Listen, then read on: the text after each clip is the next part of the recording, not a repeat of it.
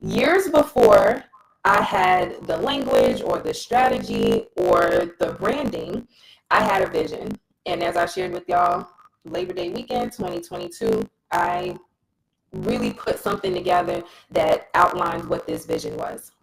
I didn't realize how big the vision was, but I had a vision, right? And I knew that women and mothers were carrying the weight of the world emotionally, spiritually, financially, and that we were expected to keep smiling through it all, right? I saw it in my professional work as a behavioral health specialist. I saw it in my studies of family systems and in the education realm, right?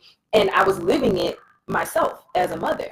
And I just remember thinking, what if we could build something for us, right? A soft place for us to land, a structured place for us to grow, and a sacred place to circulate wisdom, wellness, and wealth. But not just a course or a program, but a real community, right? And what came of it is an ecosystem, right? And that's where the seed for Nurturology was planted. So initially, I was moved into action when I saw the global mental health crisis impacting children and teens after COVID. All right. My love for youth and their well-being really compelled me to support the people that influenced them the most.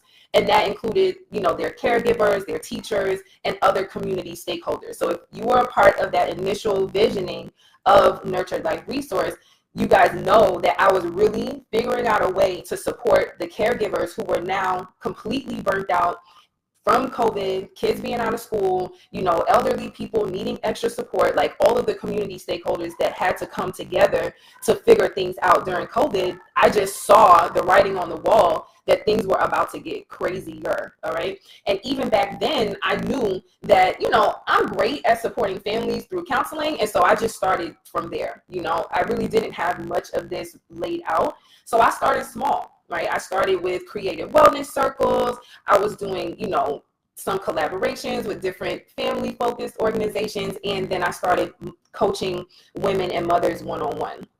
And each step I took really created ripple effects, right? It created more ease, more clarity, more sovereignty for the people that I was working with.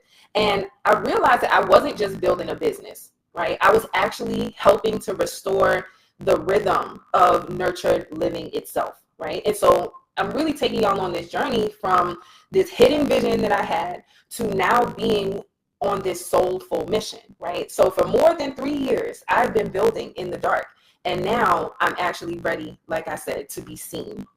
So the overall mission is to help women, mothers, and mission-driven leaders nurture generational wellness. Okay.